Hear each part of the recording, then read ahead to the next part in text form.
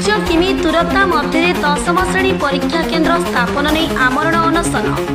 ରାୟଗଡ଼ା ଜିଲ୍ଲା ମୁନିଗୁଡ଼ା ବ୍ଲକ ଅନ୍ତର୍ଗତ ଅମ୍ବାତଳା 12ରୁ 15 କିଲୋମିଟର ଦୂରତା ମଧ୍ୟରେ 10ମ ଶ୍ରେଣୀ ବୋର୍ଡ ପରୀକ୍ଷା କେନ୍ଦ୍ର ସ୍ଥାପନ ପାଇଁ ବାରମ୍ବାର ଅଭିଯୋଗ ହୋଇ ଆସୁଥିଲା। ହେଲେ ପ୍ରଶାସନ ପକ୍ଷରୁ କୌଣସି ପଦକ୍ଷେପ ନିଆନଯିବା ଓ ପ୍ରଶାସନିକ ସ୍ତରରେ ହେଉଥିବା ଅବହେଳା ଯୋଗୁଁ ଆଜିଠାରୁ ଅନିର୍ଦ୍ଦିଷ୍ଟ କାଳ ପର୍ଯ୍ୟନ୍ତ ଆମରଣ ଅନଶନରେ ବସିଲେ ଅମ୍ବାତଳା ଅଞ୍ଚଳର ସ୍ୱେଚ୍ଛାସେବୀ ରଞ୍ଜନ ସ୍ୱାଇଁ। ରବିବାର ଦିନ ସକାଳ 5 ଘଟିକାଠାରୁ ଏହି ଅନଶନ ଆରମ୍ଭ ହୋଇଥିବା ବେଳେ ଦୀର୍ଘ ସମୟ ବିତି ଯାଇଥିଲେ ସୁଦ୍ଧା କିମ୍ବା ବ୍ଲକ ସ୍ତରରୁ କୌଣସି ଅଧିକାରୀମାନେ ଅନଶନ ସ୍ଥଳରେ ପହଞ୍ଚି ନଥିଲେ। 10 ଘଣ୍ଟା ଅନଶନରେ ବସିବା ପରେ ଜିଲ୍ଲା ବିଜ୍ଞାନ ନିରୀକ୍ଷକ ଦୀପକ ବେହେରା ଓ ମୁନିଗୁଡ଼ା ଗୋଷ୍ଠୀ ଶିକ୍ଷା ଅଧିକାରୀ ଭି ଭାସ୍କର ରାଓ ଉକ୍ତ ସ୍ଥାନରେ ପହଞ୍ଚି ଅନଶନକାରୀଙ୍କୁ ବୁଝାସୁଝା କରିଥିଲେ।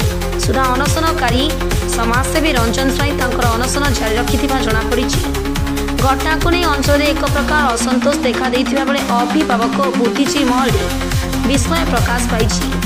ସୂଚନା ଅନୁଯାୟୀ ସରକାରଙ୍କ ନିୟମକୁ ଉଲ୍ଲଂଘନ କରି 25 କିମି ଦୂରରେ ଥିବା ମୁନିଗୁଡ଼ାଠାରେ ଦୀର୍ଘ 8 ବର୍ଷ ହେବ ପରୀକ୍ଷା କେନ୍ଦ୍ର କରାଯାଇଛି, ଯାହାକୁ ବିରୋଧ କରି ଏହି ଆନ୍ଦୋଳନ ଆରମ୍ଭ କରାଯାଇଥିବା ଜଣାପଡ଼ିଛି। ମୁନିଗୁଡ଼ା ପରୀକ୍ଷା କେନ୍ଦ୍ର ଯିବା ସମୟରେ ଛାତ୍ରଛାତ୍ରୀ ଅନେକ ଅସୁବିଧାର ସମ୍ମୁଖୀନ ହେଉଛନ୍ତି। ସରକାରଙ୍କୁ ବାରମ୍ବାର ଅଭିଯୋଗ ସତ୍ତ୍ୱେ ପୁଣି ଚଳିତ ବର୍ଷ ଅମ୍ବାତଳା ଉଚ୍ଚ ମାଧ୍ୟମିକ ବିଦ୍ୟାଳୟର 10ମ ଶ୍ରେଣୀ ପରୀକ୍ଷା କେନ୍ଦ୍ର ମୁନିଗୁଡ଼ା ସରକାରୀ ବାଳିକା ବିଦ୍ୟାଳୟର ସ୍ଥିର ହୋଇଥିବାରୁ ଏହି ଆନ୍ଦୋଳନ ଆରମ୍ଭ ହୋଇଥିବା ଜଣାପଡ଼ିଛି। ତେବେ ସରକାର ନିଜେ ଘୋଷଣା କରିଥିବା ନିୟମକୁ ଖିଲାପ କରିବା ସହ ପିଲାଙ୍କ ଭବିଷ୍ୟତ ସହ ଖେଳ ଖେଳୁଥିବାରୁ ବିଭିନ୍ନ ରାଜନୈତିକ ଦଳ, ଅଭିଭାବକ ଓ ପଞ୍ଚାୟତର ସରପଞ୍ଚ ବ୍ୟକ୍ତିବିଶେଷ ଅସନ୍ତୋଷ ବ୍ୟକ୍ତ କରିବା ସହ ଆନ୍ଦୋଳନକୁ ସମର୍ଥନ କରିଛନ୍ତି। ଅମ୍ବାତଳା ମେଡିକାଲ ଟିମ୍ ପ୍ରତ୍ୟେକ ସମୟରେ ଅନଶନକାରୀଙ୍କ ସ୍ୱାସ୍ଥ୍ୟ ପରୀକ୍ଷା କରୁଥିବା ଜଣାପଡ଼ିଛି। ତେବେ ଯେପର୍ଯ୍ୟନ୍ତ ସମସ୍ୟାର ସମାଧାନ ପାଇଁ କୌଣସି ଲିଖିତ ପ୍ରତିଶ୍ରୁତି ନ ମିଳିଛି ଅନିର୍ଦ୍ଦିଷ୍ଟ କାଳ ପର୍ଯ୍ୟନ୍ତ ଆମରଣ ଅନଶନ ଜାରି ରହିବ ବୋଲି ସାମାଜିକ କର୍ମୀ ରଞ୍ଜନ ସ୍ୱାଇଁଙ୍କଠାରୁ ସୂଚନା ମିଳିଛି। ଦୀର୍ଘ 8 ବର୍ଷ ହେଲାଣି ଆମର ଅମ୍ବାତଳା ହାଇସ୍କୁଲର ପିଲାମାନେ 5 କିଲୋମିଟର ବଦଳରେ 25 କିଲୋମିଟର ଯାଉଛନ୍ତି, ଯିବା ଆସିବା କରୁଛନ୍ତି। 50 କିଲୋମିଟର ହେଉଛି ଯିବା ଆସିବା ତାଙ୍କର ପରୀକ୍ଷା କେନ୍ଦ୍ରକୁ। ତ ଆମେ ବହୁବାର ପ୍ରଶାସନ ଅଧିକାରୀମାନଙ୍କୁ ଜଣାଇଥିଲୁ, ଅଭିଯୋଗ ମଧ୍ୟ କରିଥିଲୁ ଯେ ଆମର ପିଲାମାନଙ୍କର ପରୀକ୍ଷା ଅମ୍ବାତଳା ନିକଟବର୍ତ୍ତୀ 5 କିଲୋମିଟର ଭିତରେ କରାଯାଉ ବୋଲି। କିନ୍ତୁ ଆଜି ପର୍ଯ୍ୟନ୍ତ କୌଣସି ପ୍ରଶାସନ ପ୍ରତି ଦୃଷ୍ଟି ଦେଲେ ନାହିଁ, ଯେଉଁଥିପାଇଁ ମୁଁ ଜିଲ୍ଲାପାଳଠୁ ଆରମ୍ଭ କରି ପ୍ରଶାସନ ଅଧିକାରୀ ବିଭିନ୍ନ ଜଣାଇଲୁ ଯେ 12 ତାରିଖଠୁ ଆମେ ଅନିର୍ଦ୍ଦିଷ୍ଟ କାଳ ପର୍ଯ୍ୟନ୍ତ ଆମରଣ ଅନଶନ କରିବୁ। ଆଉ ଏପର୍ଯ୍ୟନ୍ତ କୌଣସି ପ୍ରଶାସନ ଅଧିକାରୀ କଥା ହେଇନାହାନ୍ତି, ସେଥିପାଇଁ ମୁଁ ଆଜି ଆମରଣ ଅନଶନରେ ବସିଛି। ଆଉ ଯେପର୍ଯ୍ୟନ୍ତ ବି ଯଦି କୌଣସି ପ୍ରଶାସନ ଅଧିକାରୀ ଲିଖିତ ପ୍ରତିଶ୍ରୁତି ନ ଦିଅନ୍ତି କିମ୍ବା ଆମର ଏଠି କେନ୍ଦ୍ର ନ ହୁଏ, ତାହେଲେ ମୁଁ ଅନିର୍ଦ୍ଦିଷ୍ଟ କାଳ ପର୍ଯ୍ୟନ୍ତ ଏଠି ବସିବି। আজি আমার ম্যাট্রিক পরীক্ষা বিষয়ে নেই আন্দোলনটা হয়েছি।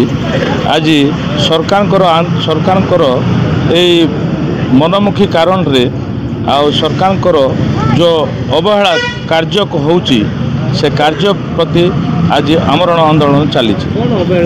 কଣ অবহেলা হয়েছে? অম্বাতଳା হাইস্কুল কু आज को 1956 मसीहार हाईस्कूल 8 वर्ष है अम्बातळा जो नियम लागू होती सरकार जो नियम लागू होती से नियम को सरकार अम्बातळा हाईस्कूल प्रति अणदेखा करुँच।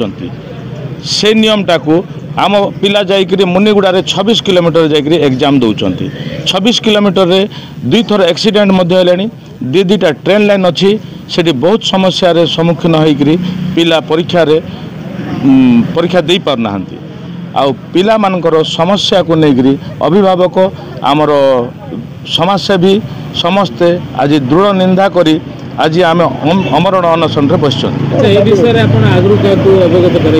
हाँ, जिलापाल महोदय को DW को प्रशासन को समस्त को आम लिखित आकार जनईचु।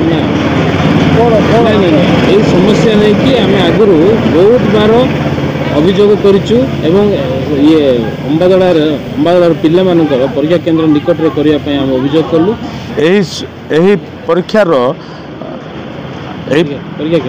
परीक्षा केन्द्र आम बहुत बार लिखित आकार देवापर सरकार आमको अणदेखा करूँ आम आज आमरण अनशन बसचु।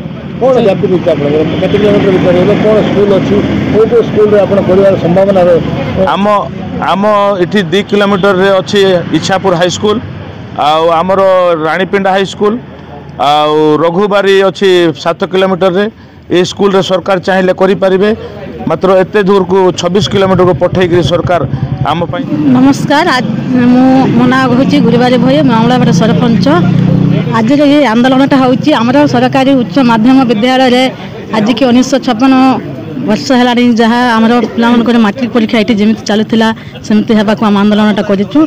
आज की 8 वर्ष है ये आंदोलन ये परीक्षा आंदोलन कर पे जहाँ ये 25 किलोमीटर जावा आसवाई कर भारी कष्ट होची कौन ये ट्राफिक जाम हो जाऊँगी जामरागुड़ा आम मुनिगुड़ा जामरागुड़ा गेट रे ट्राफिकटा जाम हो जाऊँगी हेल्ले पिला परीक्षा जावा जाए भारी कष्ट से जापार नांती कि आसी पार ना सेमती जाती आती जहाँ आमर जनजाति पिला अच्छा परीक्षा जावा आवापाई कार गाड़ी ना मोटर ना समस्त गरीब लोक मैंने अच्छा आम सरकार को आंदोलन कर जनाऊँ जे आमर जहाँ जनजाति पिला साहाय्य करेंगे आगुरी गोटे आमर ये मनोरंजन साहू देते चिठीटा से कलेक्टर मैडम रखिंट पुणी किसी जन ना 6 मास हो गले एवं आमको प्रथम जल्दी अति शीघ्र जनइले कौन मैट्रिक परीक्षा आरंभ होगा जाऊँगी आम अति शीघ्र जनइब बोली आम आंदोलन आज करूँ एत धन्यवाद।